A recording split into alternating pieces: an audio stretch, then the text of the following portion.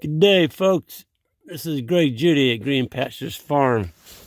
We're getting ready to move the sheep. It snowed last night, and it came over here, and all the sheep were spread up this ridge up through there.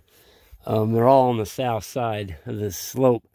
It's 8 below zero this morning, and those sheep are soaking in the sun.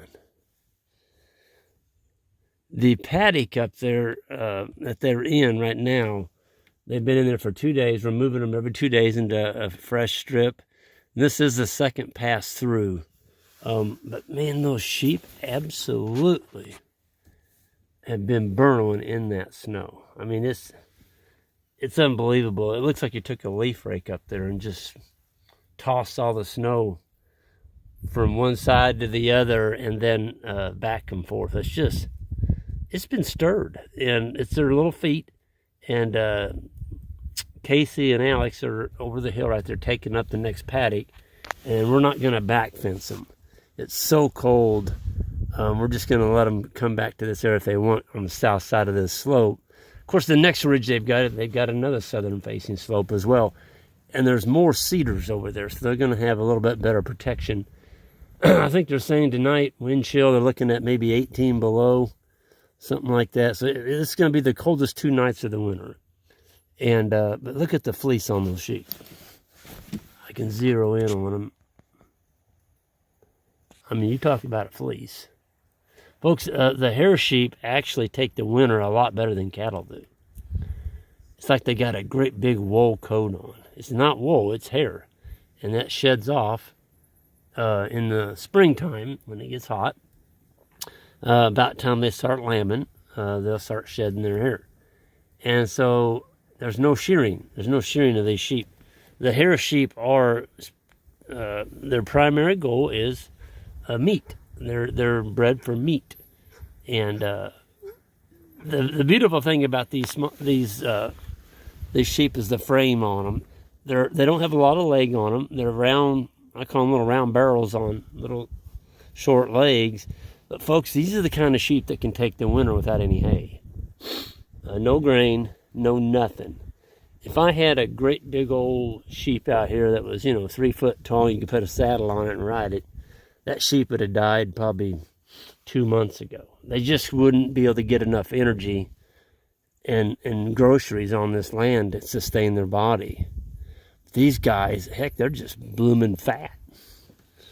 And, you could put a cow in that same paddock, and the cows would be hurting. They're just, they wouldn't get enough consumption in there to keep going, but the sheep do just fine. It's just a testament how tough they are. These are St. Croix sired. We use all St. Croix rams. The ewes are a Katahdin, St. Croix, and Florida native. That's where the brown is in there. There's a few black ones that date clear back to, I bought some Texas Barbados years ago, like, 12 years ago, 15. And there's 1 or 2, and there still shows some Barbados black belly. Not very many. We tried Dorpers here, and Dorpers didn't work very well. They just didn't seem like they had the parasite resistance that these do. And so the Dorpers, you might say, weaned themselves out of the Judy flock. These are the ones that have survived, and so that's what we run. You've got to kind of test your environment to see what will, actually thrive. And so the sole function or the sole purpose of an animal is to perform into which environment it was born, period.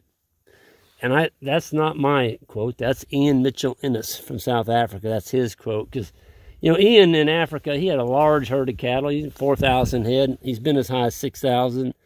And I said, Ian, what do you call for? What's your calling strategy? And that was the quote he gave me. Any animal which cannot perform into which an environment it was born gets called. And it's the same way that happens in nature. If there's an animal that can't perform on what nature gives it, it gets taken out. A predator, they get eaten. And so if an animal doesn't breed in nature, what happens to it? It gets eaten. Well, why is that? It's because it gets fat. When an animal doesn't breed, in nature that doesn't have a young one sucking on it, it just gets obese, fat. And then when their predators come in for the stampede, the lions, and we're talking Africa here, the lions, leopards, cheetahs, whatever, the big fat ones can't run as fast as the more agile, more slim and fit ones. And so the fat ones get eaten. Nature's pretty efficient. I think that's pretty cool. And then, of course, the skinny ones that have parasites, or maybe they're old and they're about ready to kick the bucket, they get taken out by a predator because they can't outrun them. So nature's always about averages, and that's what we've got here, folks. That's the average sheep flock for Judy Farms. There's probably about this many more right up on top of the hill. I'm not getting out of this truck right now because if I do, my eyes are going to start watering, and I'm afraid my camera's going to fog up, and you won't get to see the rest of this video. But I think it's pretty neat letting nature sort out which animals work. And so if you go get a bunch of sheep from somebody and you bring them onto your farm, you can fully expect some of those sheep are not going to adapt. Keep the ones that do, and by golly, move forward. And each generation of babies that come out of those ewes that you kept and adapted, they're going to be better than their parents. That's what we found here. Folks, when we first started many years ago, man, we had all kinds of sheep issues. There was, parasites, and they were dropping over dead. I mean, you get them up to worm, and they didn't have time. They'd just be dead. And bottle jaw and all that stuff. So we don't have that anymore. These sheep don't get anything. They get moved twice a day, and they got, I think we got 7 or 8 guard dogs in there with them. You don't need that many guard dogs.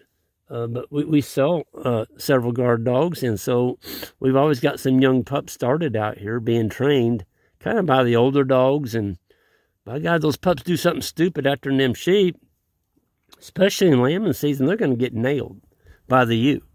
Or, whatever's out there, they're going to pound them into the dirt, and that's what you got to have. You got to have sheep that are aggressive toward the dogs, and they do something stupid, like come up and harass their young ones. But it's just awesome. We just got through doing the cow chores this morning. We unrolled 3 bales of hay on the snow and up against the cedar break where they have some wind breaks, and came over here and look at this. There ain't a sheep bawling. There ain't nothing. They're just watching. The dogs are up there watching the boys roll that wire up. They're going to move here in a little bit. And they're fed for 2 more days. So if you got small acreages, folks, you might want to be thinking, instead of running cattle, you might want to be thinking about sheep. I have a lot of emails from people that say, Greg, I just got a free lease on 10 acres. How many cows can I run? Well, it depends. I mean, it depends how much rainfall you get and stuff like that, or how much. There they go. Look at that. Isn't that beautiful? But with sheep, you can run so many more of them. So every cow that you go, let's say you had 10 acres, you can run 2 cows. I'm just saying the stocking rate's 5 acres per cow per year, so you can run 2 cows.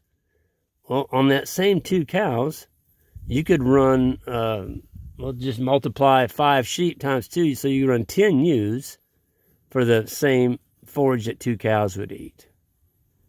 Okay, 10 of them versus 2. I think that's pretty cool.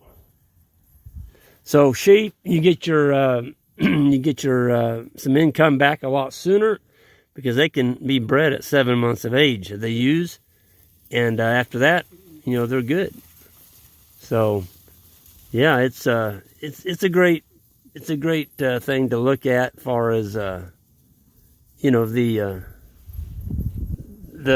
economics of it and everything. It just makes more sense to run these than it does cattle if you got small acreages. So I'm gonna sign off here and holler at the sheep and get them going over there toward Alex and them. Y'all have a good day.